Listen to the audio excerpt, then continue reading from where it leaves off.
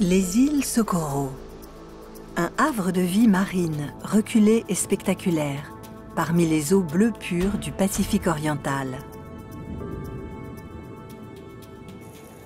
Un lieu incontournable pour les explorateurs de la mer, qui se retrouvent face à face avec certaines des créatures les plus stupéfiantes de l'océan. Des géants mystérieux,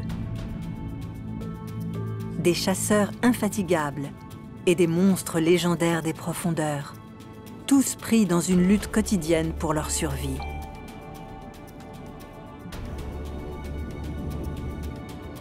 Le domaine de maîtres dans l'art du déguisement, de magnifiques bancs de poissons et d'ingénieux mammifères marins.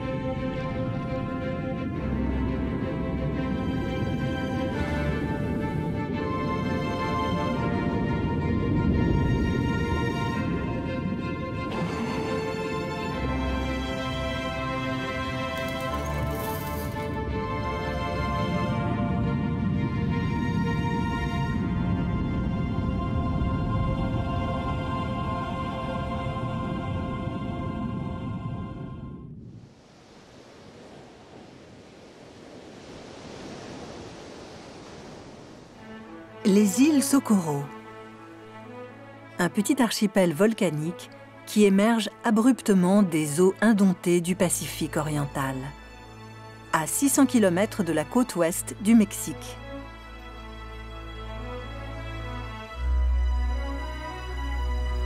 Primitive et reculée, Socorro est désertée par les humains.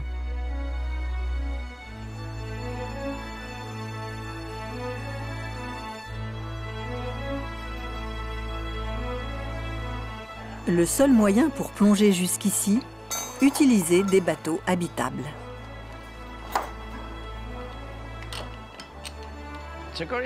Socorro est un lieu unique parce qu'on a de fortes chances d'y croiser de gros animaux pélagiques. Quand on entre dans l'eau, on découvre un monde complètement différent. On a l'impression d'être dans un laboratoire de vie sauvage.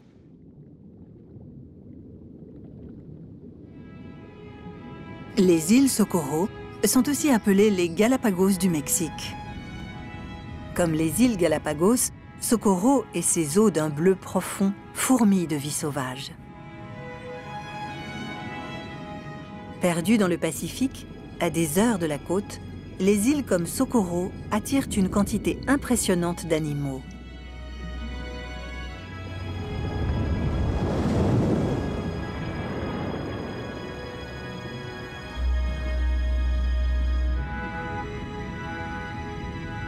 Un tourbillon de poissons, attirés ici par une caractéristique essentielle de l'archipel, ses courants profonds.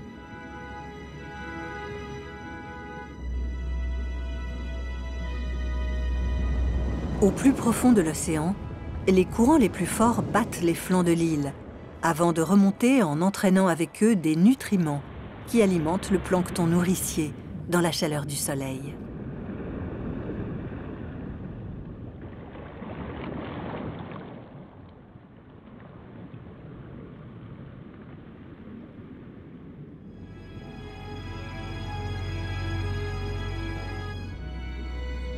Créature marine microscopique, pas plus large que le diamètre d'une mèche de cheveux humains, le plancton est la base de toute la chaîne alimentaire océanique. Il est crucial pour la survie non seulement de poissons plus gros que lui, mais aussi du plus gros de tous les poissons, le requin-baleine.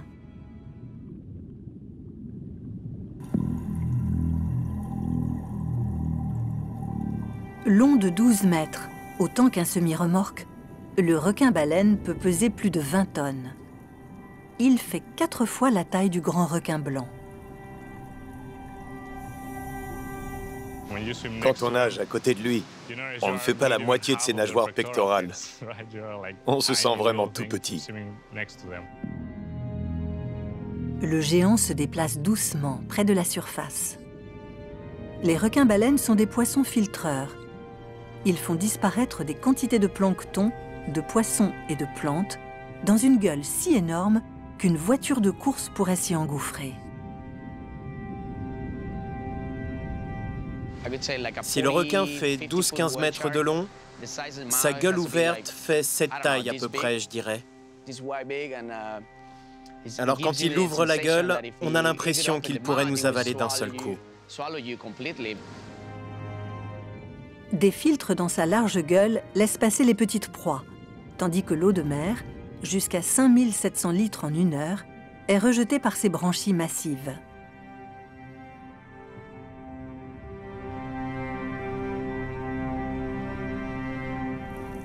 Même s'ils sont effrayants, les requins-baleines sont languides, dociles. Malgré tout, quand on les approche d'un peu trop près, ce n'est pas sans danger. Si on se prend un coup de queue, on peut s'évanouir ou se faire casser un bras. Il faut rester prudent, surveiller sa queue et ses mouvements et éviter de se faire toucher. Ce sont des animaux majestueux. Ils sont énormes et ils se déplacent si lentement que parfois, on a l'impression qu'ils font du surplace. Mais il faut quand même garder un bon rythme pour rester à leur hauteur. L'abdomen distendu de cette femelle signifie qu'elle est pleine. Socorro est un lieu de ravitaillement pour les requins-baleines en gestation. Nombre d'entre eux migrent ici à l'automne. Cependant, on ne connaît que peu de choses sur la reproduction et la naissance. Le plus grand poisson du monde est aussi l'un des plus énigmatiques. Les requins-baleines vivent en grande partie hors de vue, ce qui alimente le mystère et la fascination qu'ils exercent sur les humains. Quand on se retrouve à côté d'un requin de cette taille, on réalise qu'on n'est qu'une toute petite espèce sur cette planète et qu'eux sont des géants. Nous sommes entourés d'animaux gigantesques. À San Benedicto, le requin-baleine n'est pas le seul géant que croisent les plongeurs.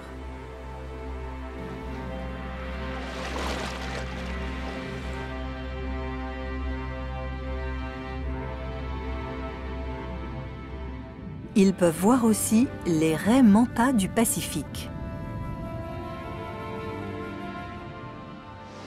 San Benedicto est vraiment à part. C'est peut-être le meilleur endroit de l'archipel pour voir des raies manta. C'est le meilleur endroit au monde pour interagir avec elles. Elles passent juste au-dessus de nos têtes et on n'a qu'à les suivre. On a l'impression de faire partie de leur monde, qu'elles nous laissent entrer dans leur univers. C'est vraiment incroyable. La raie manta du Pacifique est la plus grande espèce de raie. Son envergure peut atteindre 9 mètres, la longueur d'un terrain de tennis.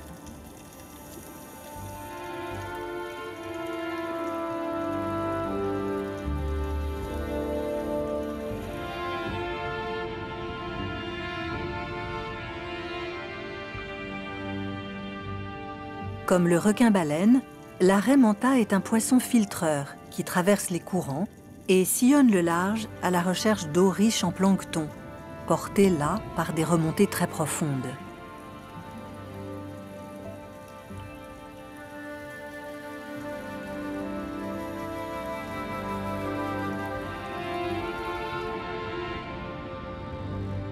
Ses 2 nageoires en forme de lame se rabattent pour conduire l'eau dans sa bouche béante.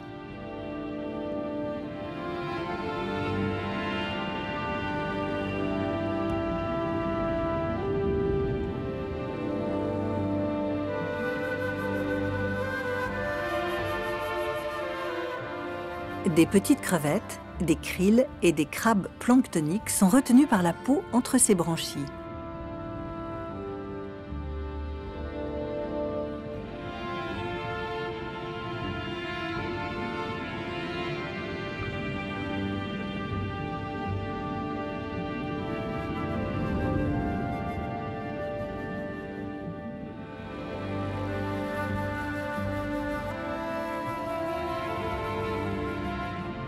Pesant 2 tonnes, une raie manta peut manger à elle seule 200 kg de plancton en une seule semaine.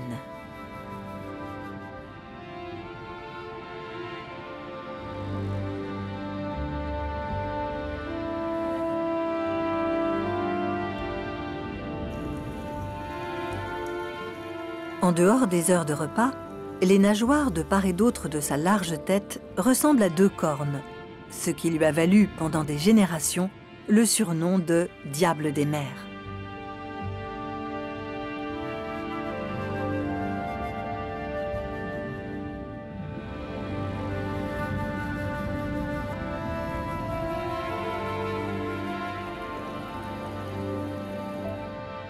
À cause de sa taille imposante et de sa forme de chauve-souris, la raie manta a longtemps été perçue comme une créature monstrueuse. Pendant des centaines d'années, des légendes l'ont mise en scène, détruisant des bateaux et dévorant les marins à bord.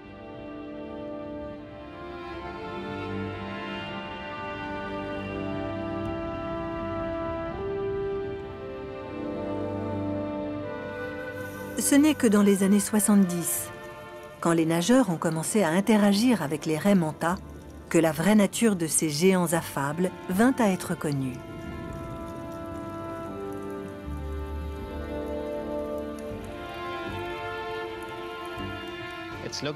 Elle nous regarde, elle connecte en nous fixant avec ses grands yeux. Je n'ai jamais rien vu d'aussi intense. Et cette proximité avec l'animal, c'est une expérience qu'on ne peut vivre nulle part ailleurs.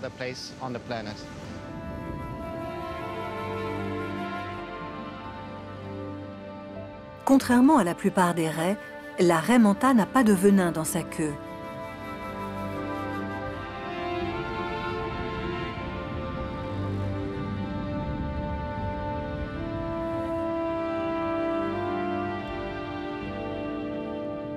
Sa seule défense contre ses prédateurs, comme les requins et les baleines tueuses, sa taille et sa vitesse.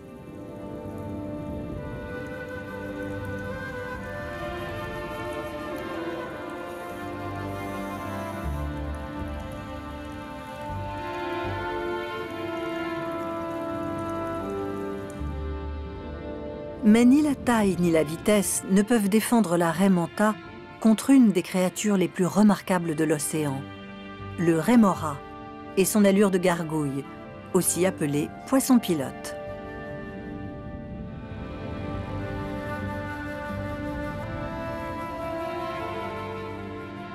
Il s'est spécialisé en 50 millions d'années d'évolution. Sa tête est surmontée d'un disque adhésif puissant qui lui permet de se fixer à la raie manta sans lui demander son avis. L'adhérence du rémora est si forte qu'elle lui permet de rester attaché même dans des courants très violents. Il tient bon, même si son hôte essaie de s'en défaire en se frottant contre le mont sous-marin.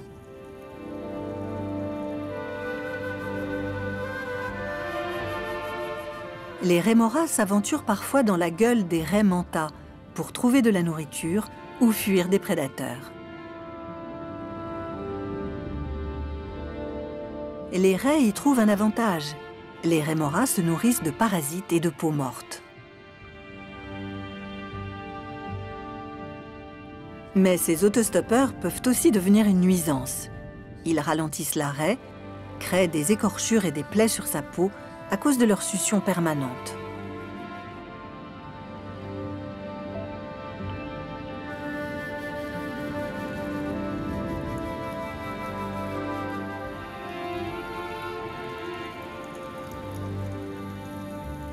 Ces géants sont venus à San Benedicto pour ces stations de nettoyage.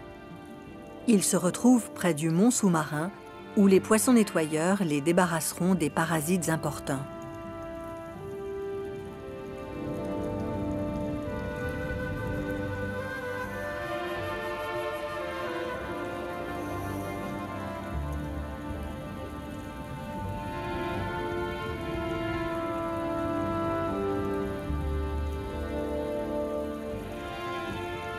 San Benedicto est le siège d'un balai sous-marin permanent.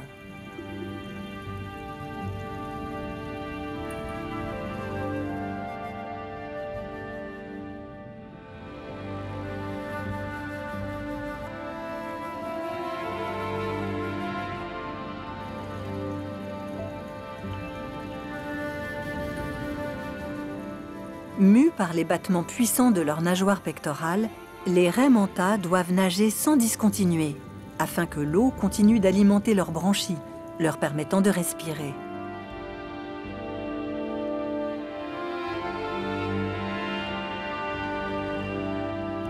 Elles mènent une vie de mouvement continuel.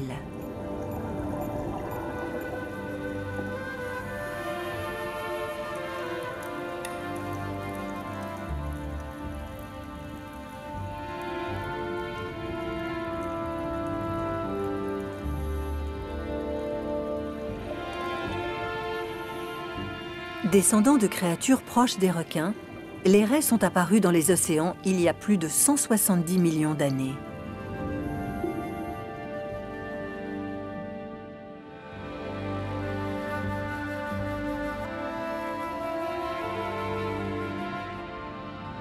Les cerveaux des raies manta sont exceptionnellement larges, et en particulier la région responsable des fonctions sensorielles.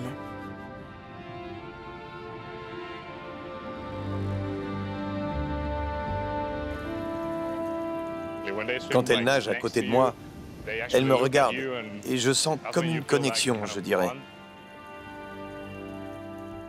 Je pense que ce sont des animaux très intelligents.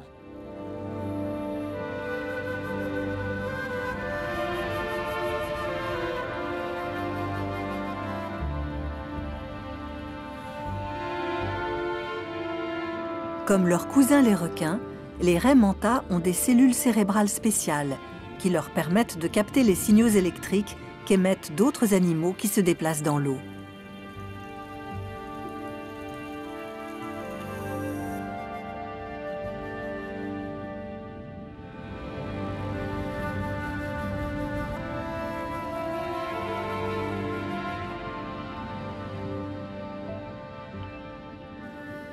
Les yeux, situés de part et d'autre de la tête, leur garantissent un champ de vision optimal.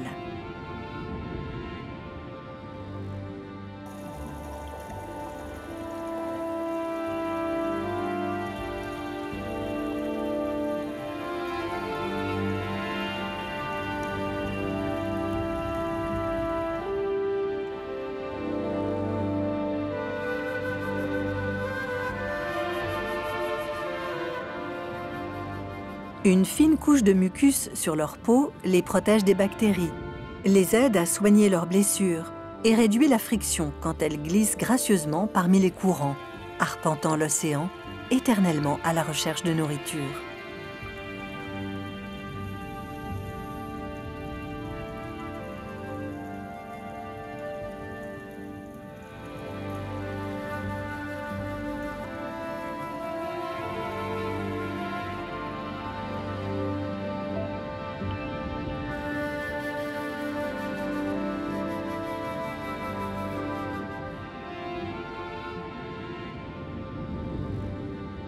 Le poisson-ange de Clarion inspecte le récif.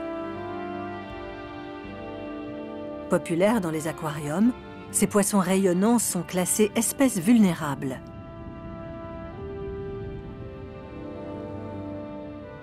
Leur habitat à Socorro est maintenant protégé.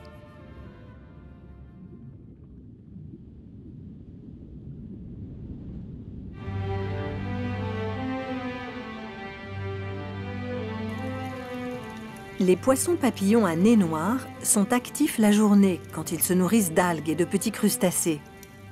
La nuit, ils passent la majeure partie du temps groupés, près de la surface du récif.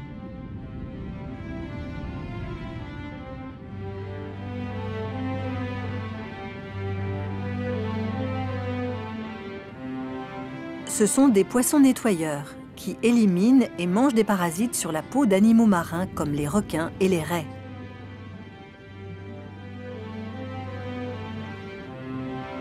Les poissons nettoyeurs, comme ces poissons papillons, sont essentiels pour l'écosystème de Socorro.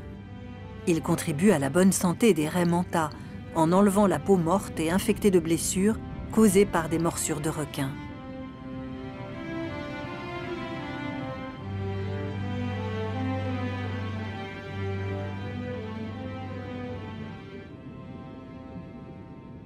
Socorro est un paradis pour les grands racleurs brouteurs de l'océan, le requin-baleine et la raie manta.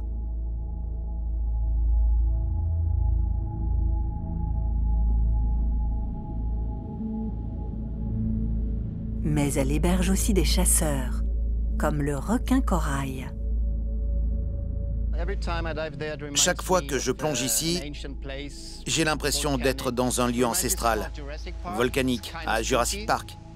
C'est pas rassurant, il y a peu de lumière, parfois on est dans la brume et on a une mauvaise visibilité.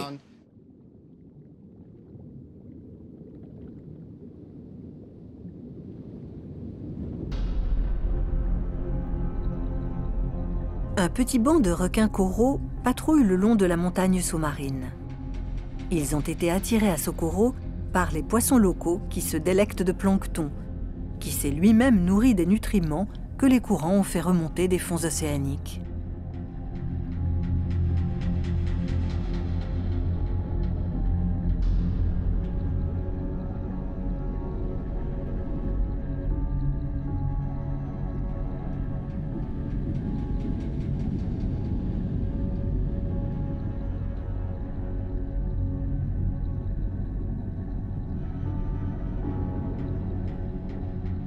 Comme son nom le suggère, le requin corail se trouve souvent près des récifs de corail, privilégiant les trous, les crevasses ou les saillies de pierre pour être protégé.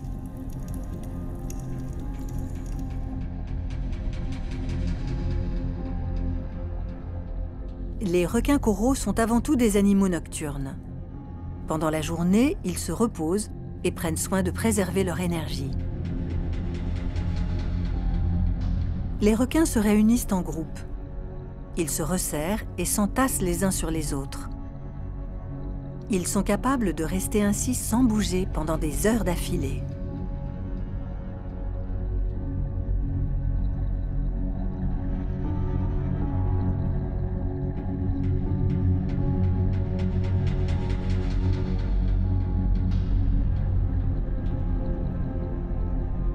Contrairement aux autres requins requiem qui doivent nager sans s'arrêter pour faire passer l'eau oxygénée dans leurs branchies, les requins coraux peuvent respirer à l'arrêt, en utilisant les muscles de part et d'autre de leur gueule pour puiser l'eau qui vient ensuite dans leurs branchies.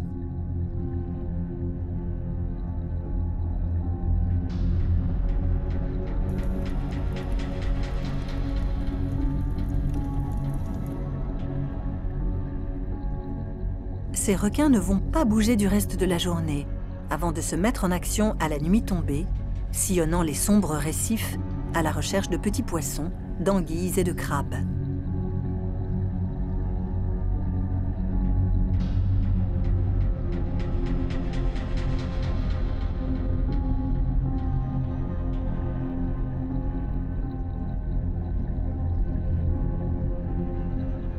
De larges yeux ovales permettent aux requins de voir même avec peu de lumière.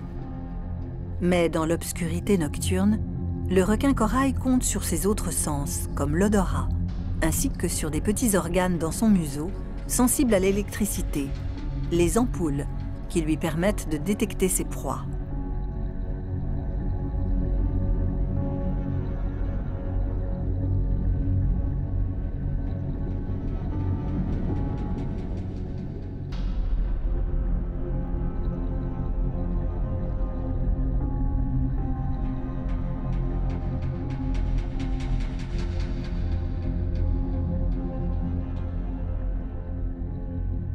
Au loin, un son familier ne peut signifier qu'une chose, l'arrivée des grands penseurs de l'océan, les dauphins à gros nez.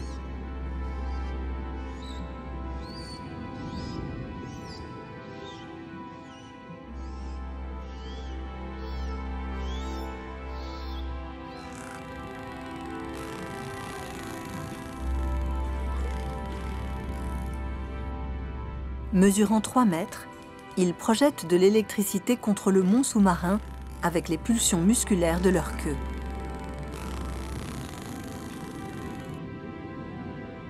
Appelés ainsi à cause de leur bec trapu, les dauphins à gros nez sont des animaux sociables, se déplaçant en groupes de 10 à 30.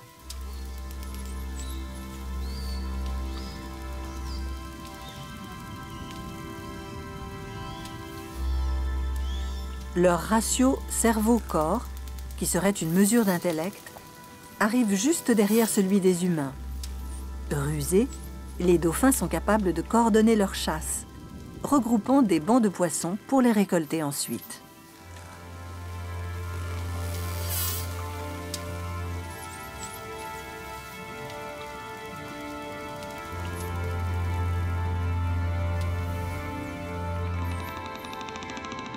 Ils sont experts dans l'art de l'écolocalisation. Ils émettent des bruits de cliquetis jusqu'à 500 par seconde, qui traversent l'océan, rebondissent sur une proie potentielle et révèlent ainsi aux dauphins la taille, la forme et la position de l'animal.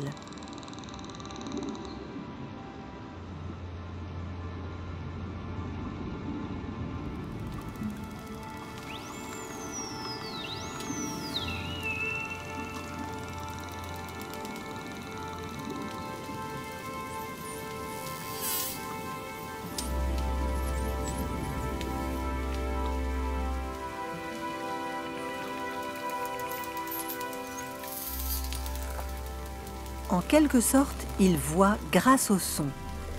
Un sifflement signale la prise aux autres dauphins du groupe. Chaque membre de la horde utilise un sifflement bien à lui pour s'identifier.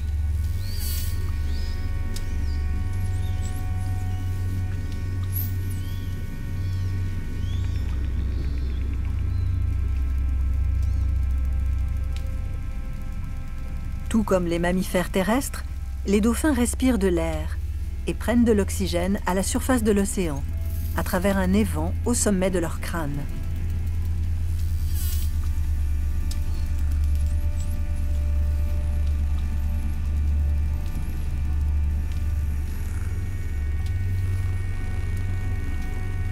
Ils doivent être conscients pour respirer, et ainsi ne s'endorment jamais complètement.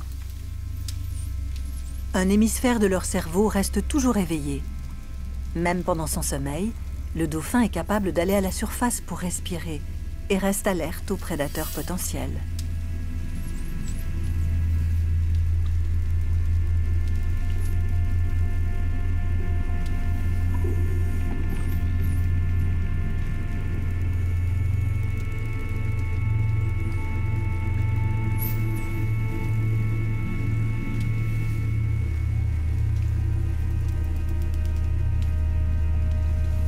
L'intelligence et la débrouillardise des dauphins est bien documentée.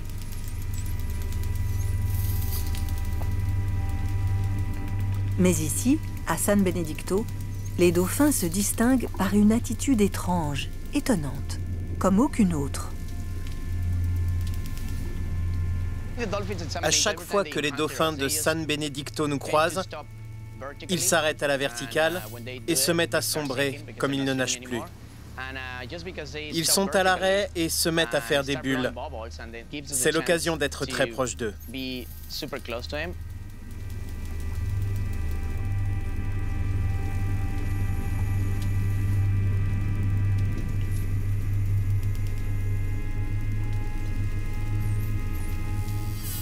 Je commence à me dire que les dauphins nous imitent. En tout cas, ils en ont tout l'air.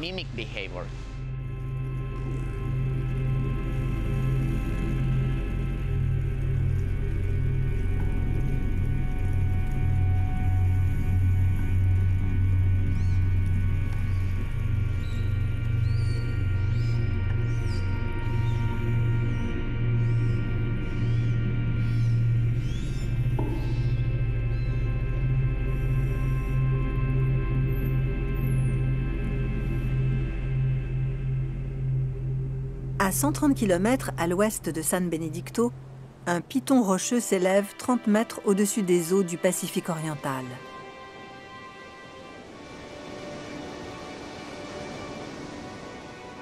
C'est l'île Roca Partida, la roche isolée.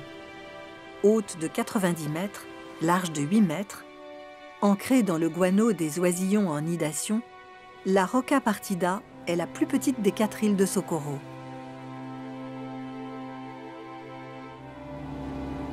Mais cette flèche isolée n'est qu'une partie de l'histoire. Je pense que la Roca Partida pourrait être élue meilleur site de plongée au monde.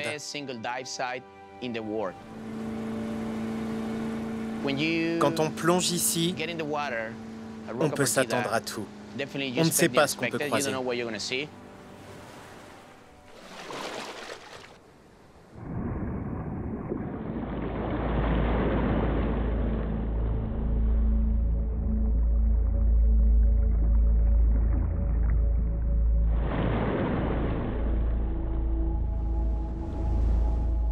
Une poussée puissante de l'océan, qui vient des vagues au-dessus, frappe le mont océanique.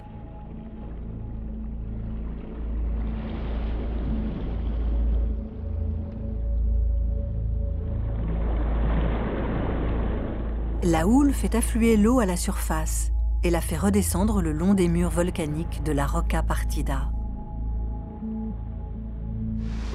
On plonge au milieu de petits rochers en plein océan Pacifique.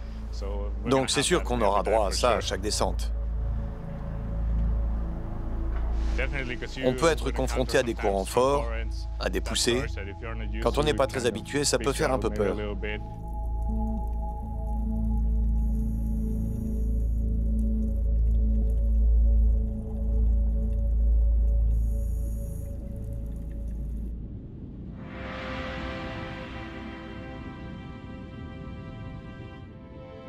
Des centaines de poissons pris dans des courants violents dégringolent sans pouvoir lutter, comme des feuilles dans le ciel.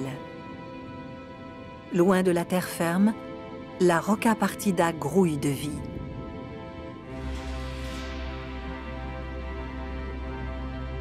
Ces murs raides abritent de petites créatures marines et d'impressionnantes formations de corail dur, valant à Rocca Partida son surnom de cathédrale de la mer.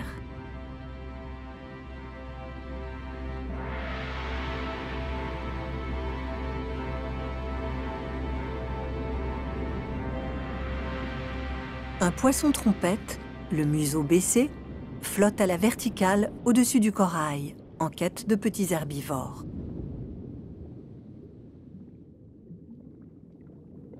La raie d'Asiatis longa glisse au-dessus du mont océanique. Sa queue dangereuse traîne derrière elle.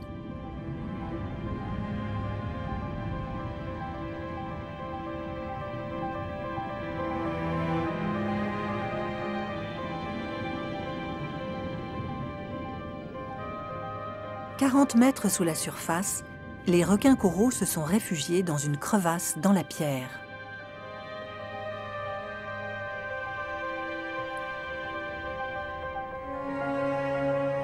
Mais tandis que les falaises sous-marines plongent encore plus loin pour disparaître dans les profondeurs bleues, un tout autre monde commence dans les fonds océaniques de Socorro.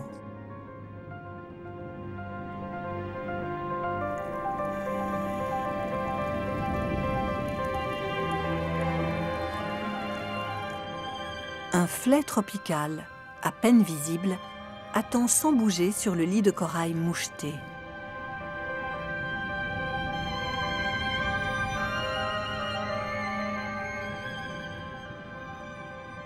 Les flets sont les maîtres du camouflage.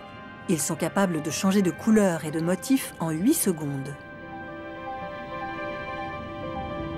Ce flet rampe avec ses nageoires avant de s'arrêter pour se tapir contre le sol.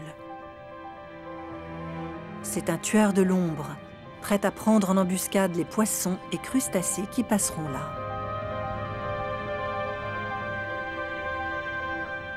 Plus loin, le long du mont sous-marin, un plus grand maître encore dans l'art du déguisement, la pieuvre, qui cherche le meilleur endroit pour surprendre ses proies imprudentes. Une des rares créatures de la planète capable de changer son apparence en un claquement de doigts, la pieuvre commune possède des milliers de cellules changeant de couleur, juste sous la surface de sa peau.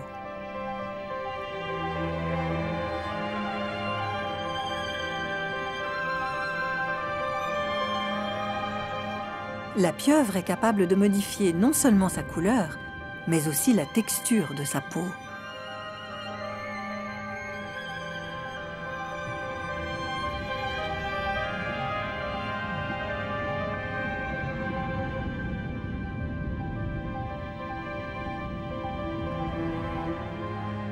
Un réseau complexe de muscles et de nerfs contrôle des projections sur sa peau, créant de petites bosses ou de grandes pointes pour se fondre dans les rochers et coraux alentours.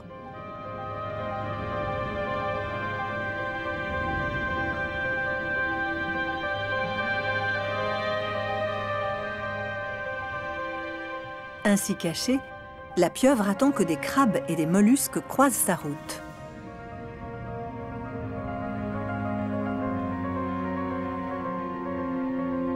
Avec ses bras puissants, incrustés de ventouses, la pieuvre maintient sa proie, puis la paralyse avec un poison nerveux sécrété dans sa salive.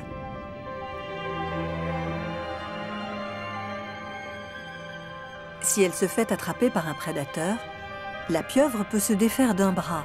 Il repoussera miraculeusement plus tard, sans grave dommage.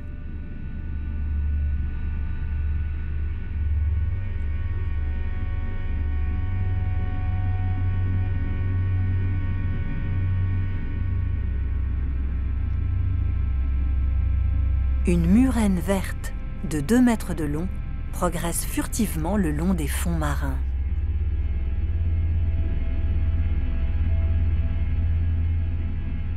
Ces animaux solitaires passent leur journée à se cacher entre les rochers, dans des crevasses. Les murènes vertes ont mauvaise presse. Elles sont vues comme des créatures vicieuses.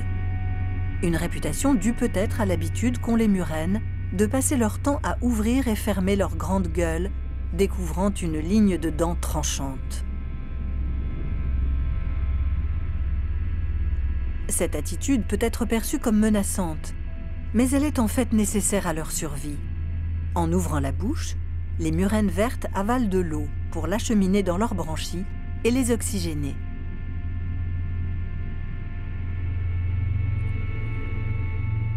Elles ont une mauvaise vue. Ainsi, au lieu de chasser des poissons, des crabes ou des crevettes, elles se terrent entre les rochers, puis bondissent sur leur proie, prise au dépourvu.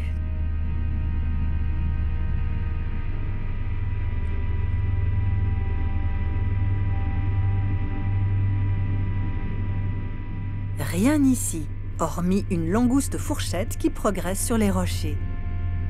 La murène verte continue sa route.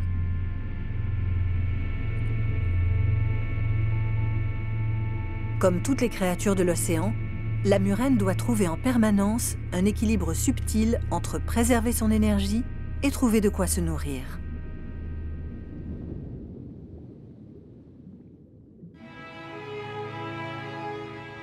Pendant ce temps, plus près de la surface, se déroule une scène spectaculaire, propre à Socorro. Des carangues grasses, par milliers, forment des nuages épais, argentés.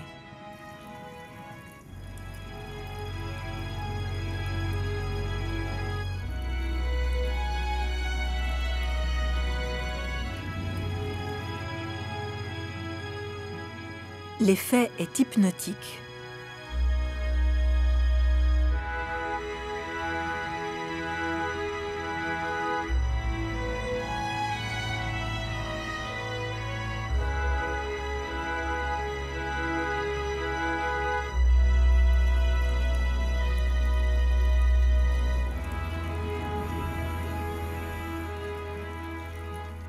Quand on plonge, il se met à faire sombre, et partout où on pose le regard, on trouve des poissons. Comme la plupart des poissons, les carangues grasses de Socorro se déplacent par bancs pour se protéger des prédateurs.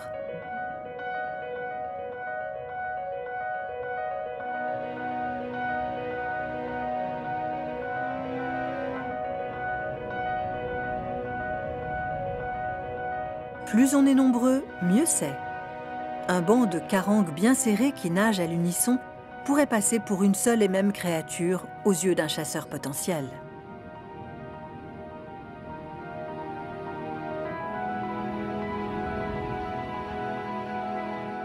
Quand le banc est attaqué par un prédateur, les probabilités sont faibles pour qu'il vise un poisson en particulier.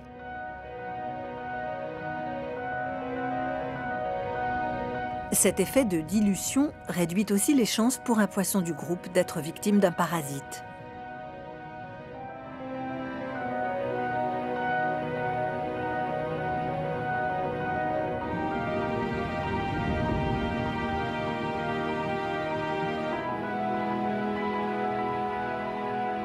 Plus grand est le banc, plus la vigilance contre les prédateurs est importante. N'importe quel membre du banc peut signaler un chasseur qui s'approche. Ainsi, il devient inutile que chaque poisson repère un danger de lui-même.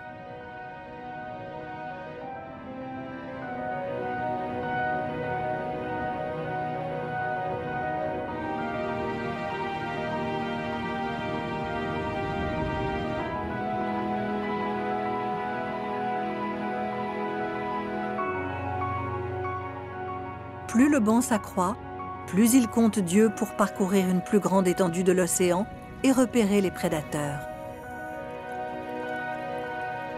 Une plus grande sécurité leur garantit plus de temps pour se concentrer sur la recherche de nourriture.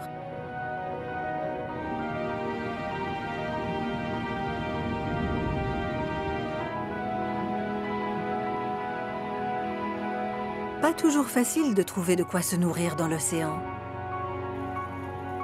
Plus on a Dieu à disposition, plus on a de chances de trouver un encas.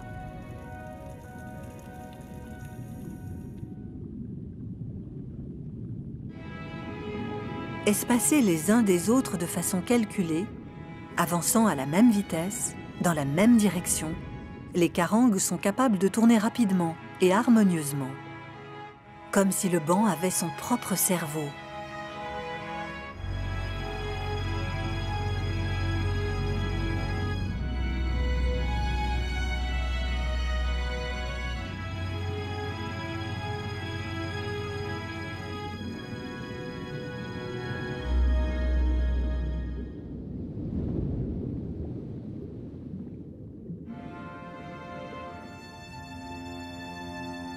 Depuis ces remarquables nageurs synchronisés à ces géants gracieux, les îles Socorro sont un monde à part. Une des nombreuses merveilles de cette plongée dans le grand bleu.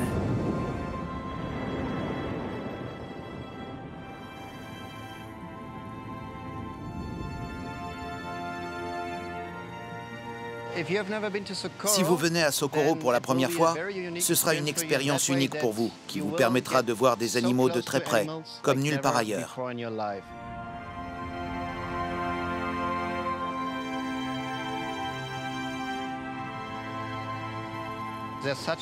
Et puis, il y a une telle variété de gros animaux, et la qualité des interactions qu'on peut avoir avec eux est inégalée. Vraiment.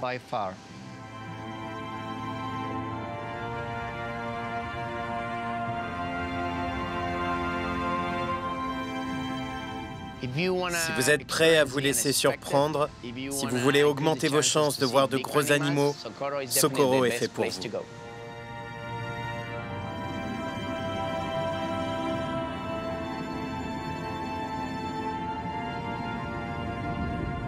Les raies mantas, c'est le joyau de Socorro.